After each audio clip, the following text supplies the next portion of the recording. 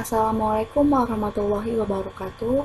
Selamat datang di kelas kimia semester pertama di kelas 11. Pada bab pertama, kita akan mempelajari tentang senyawa hidrokarbon.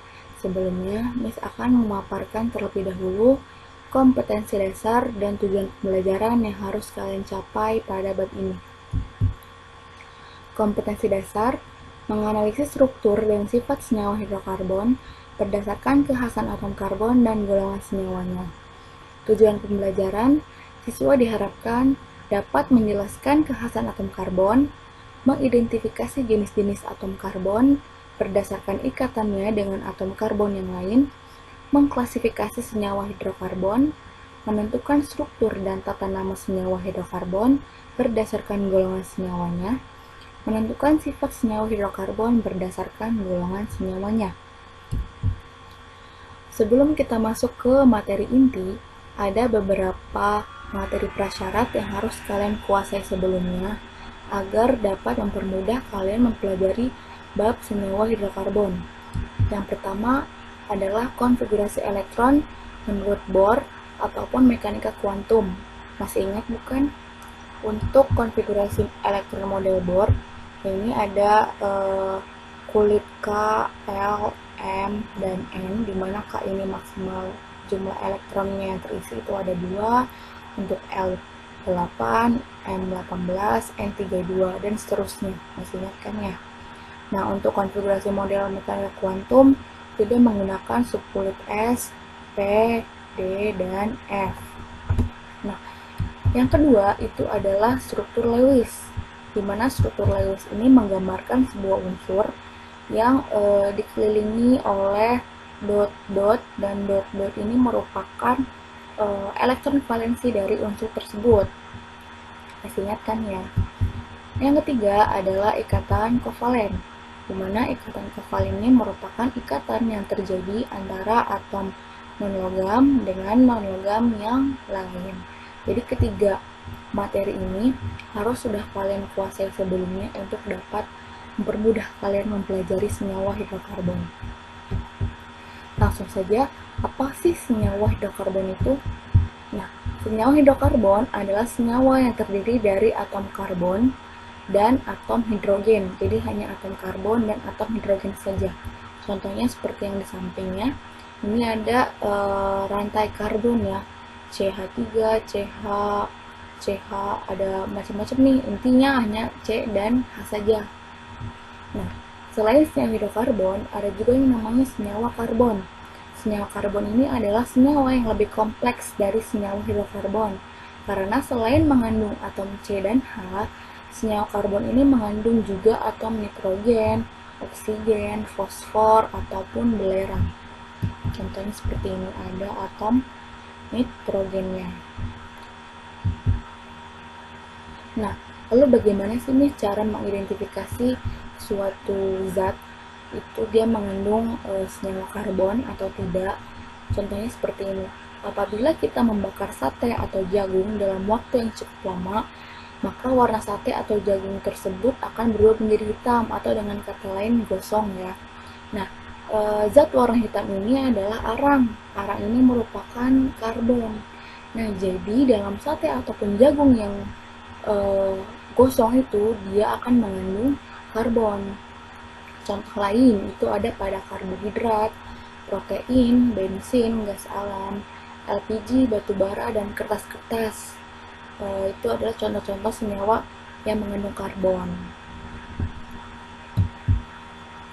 Nah, ini masih contoh senyawa hidrokarbon. Tadi ada arang ya, ada arang sama intan. Nah, ini kalau kita lihat secara mikroskopis, si intan ini dia ada nih struktur C sama H-nya. Kalau kita lihat secara mikroskopis saja. Nah, berbicara tentang karbon, nah karbon ini merupakan unsur yang sangat khas. Dia mempunyai sifat-sifat yang tidak dimiliki oleh unsur-unsur yang lain. Kita kupas satu-satu ya. Nah, si C ini kan letaknya ada di periode kedua golongan 4 ya, dimana atom C ini memiliki nomor atomnya 6, sehingga konfigurasi elektronnya menurut Bohr itu kulit pertama ada 2 dan kulit kedua ada 4. Sedangkan menurut mekanika kuantum itu konfigurasi elektronnya 1s2, 2s2, 2p2. Nah, di mana konfigurasi elektron ini kita dapat menentukan elektron valensi atau elektron di kulit terluar. Untuk di model atom Bohr kita lihat yang paling keluar itu ada 4. Nah, untuk model mekanika kuantum kita jumlahkan subkulit yang paling tinggi. Di sini ada 2 ya, 2s dan 2p. Ada 2 elektron dengan 2 elektron, sehingga sama ya, elektron valensi atau elektron keluar si atom C ini adalah 4. Nah, dari elektron valensi ini kita bisa buat struktur Lewisnya. Si C ada 4 elektron valensi atau elektron terluar. Nah, si elektron-elektron ini siap untuk berikatan dengan unsur yang lain untuk mencapai kestabilan sesuai aturan atau kaidah oktet. Masih ingat kan ya? Nah, langsung saja kita bahas kekhasan atom karbon. Yang pertama, dapat membentuk 4 ikatan kovalen tunggal. Seperti tadi yang sudah dijelaskan sebelumnya, tadi C ini kan dia punya 4 elektron valensi ya. 4 elektron yang siap untuk berikatan dengan unsur lain. Misal si C ini dia akan berikatan dengan atom H, di mana H ini kan konfigurasi elektronnya 1 ya, nomor atomnya juga 1. Jadi dia ada 1 nih yang kuning punya H, si C punya 4. Nah, masing-masing elektron C ini berikatan dengan atom H yang punya 1 elektron juga. Jadi apabila kita hitung setelah berikatan atom C ini dia punya 8 elektron, 1, 2, 3, 4, 5, 6, 7, 8. Pas ya. Nah, si ikatan antara C sama H ini dinamakan ikatan kovalen. Sebanyak berapa nih? 1, 2, 3, dan 4. Apabila kita buat strukturnya, nah seperti ini, bentuknya garis ya. C berikatan dengan H, C berikatan dengan H, dan seterusnya. Nah, yang kedua, kekhasan atom karbon adalah dapat berikatan dengan atom C yang lain membentuk sebuah rantai karbon. Contohnya seperti ini, C dengan C yang lain, dengan C yang lain. Nah, syaratnya atau kata kuncinya ini adalah si C ini dia punya tangannya 4. Kenapa tangannya 4? Kaitannya tadi dengan jumlah elektron terluarnya. Jadi ini kita asumsikan tangan ya. Nah, si rantai karbon ini bentuknya macam-macam. Ada rantai karbon lurus, ada rantai karbon bercabang, ada juga yang siklik atau membentuk seperti cincin. Nah, yang lurus dan bercabang ini contoh rantai karbon terbuka. Kalau siklik ini merupakan rantai karbon tertutup.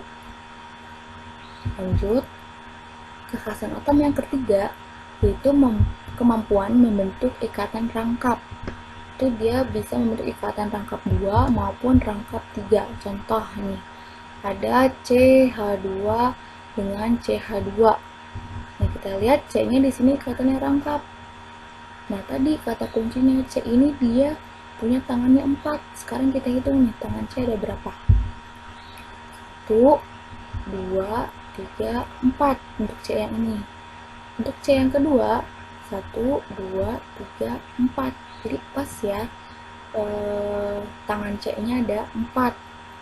C yang ini berikatan dengan H, terus ada H lagi, udah 2 tangannya.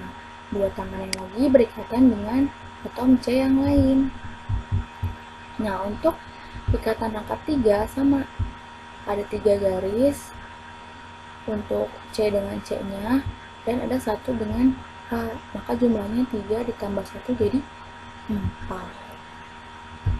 Lanjut, yang selanjutnya adalah penggolongan senyawa hidrokarbon. Nah, senyawa hidrokarbon ini dibagi menjadi 2, ada senyawa hidrokarbon jenuh dan tidak jenuh. Nah, senyawa hidrokarbon jenuh dibagi lagi, ada senyawa hidrokarbon jenuh alifatik atau rantai terbuka, ada juga yang siklik, rantai tertutup. Sama yang tak jenuh juga ada alifatik sama siklik, cuman bedanya kalau si hidrokarbon tak jenuh ini dia sifatnya aromatis. Contoh seperti ini. Ini untuk yang alifatik terbuka yang jenuh, dia ikatannya tunggal semua ya, kovalennya. Ada meskipun ada yang tidak bercabang maupun yang punya cabang. Nah, yang siklik tertutup nih. Jadi dia rantai C-nya tertutup. Untuk senyawa hidrokarbon tak jenuh alifatik biasanya terjadi pada ikatan rantai karbon yang punya rangkap. Ini yang alifatik terbuka tapi punya rangkap, dan ini aromatis tertutup dan punya ikatan kovalen rangkap. Maksudnya aromatis di sini adalah dia punya ikatan kovalen yang selang-seling, yang berselang-seling, atau dinamakan ikatan kovalen yang terkonjugasi. Oke, next.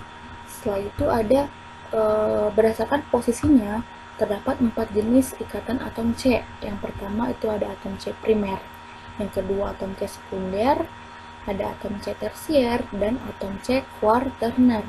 Dimana definisinya kalau atom C primer itu adalah atom C yang mengikat satu atom C lain. Atom C sekunder, atom C yang mengikat dua atom C yang lain. Atom C tersier adalah atom C yang mengikat 3 atom C yang lain, dan atom C kuarterner adalah atom C yang mengikat 4 atom C yang lain. Bagaimana sih maksudnya? Nah, kita lihat gambar ini. Yang pertama ini dulu, C yang ini. C yang di ujung ini dia mengikat satu atom C. Nah, maka saat C yang di ujung ini dia merupakan C primer. Nah, yang selanjutnya ini.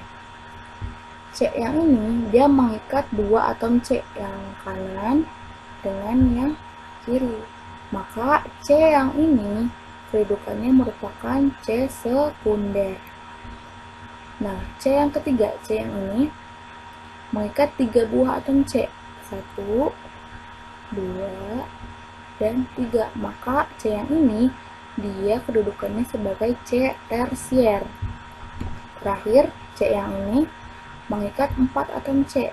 1, 2, 3, 4. Maka C yang ini kedudukannya sebagai atom C kuarterner. Paham ya?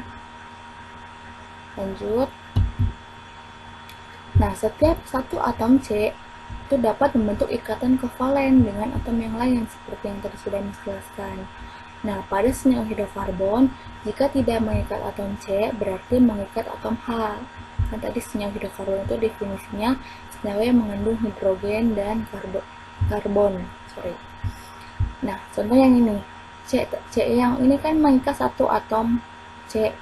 Tadi karbon ini dia tangannya kan harus 4, sedangkan ini baru kepake 1 kan. Maka sisa 3 tangannya ini dia bisa berikatan dengan atom H sebanyak 3. Jadi yang di sini makanya namanya CH3. Terus yang ini mengikat 2 atom C. Tangannya sudah kepake 2, berarti sisa 2. Maka bisa menambah 2 atom H, jadinya CH2. Yang ini mengikat 3 atom C. Maka sisa tangannya 1, maka bisa boleh nambah H1 menjadi CH.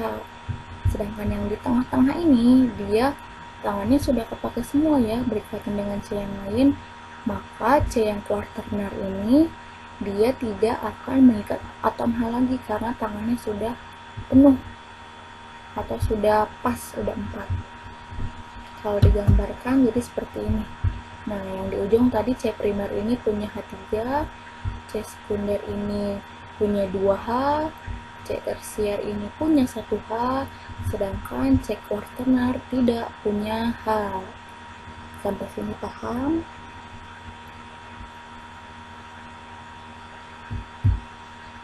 Oke, sekarang coba lengkapilah rantai karbon di bawah ini dengan atom H.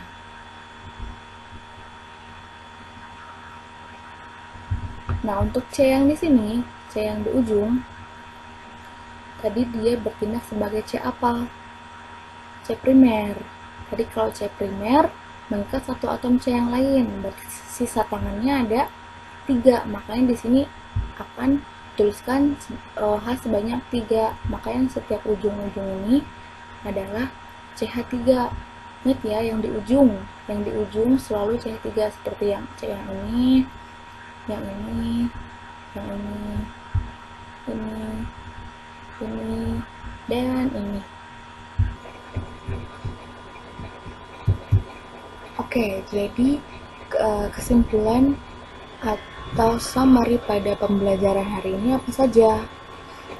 Kita sudah belajar tentang pengertian senyawa hidrokarbon. Tadi senyawa hidrokarbon itu adalah senyawa yang terdiri atau mengandung unsur hidrogen dan karbon.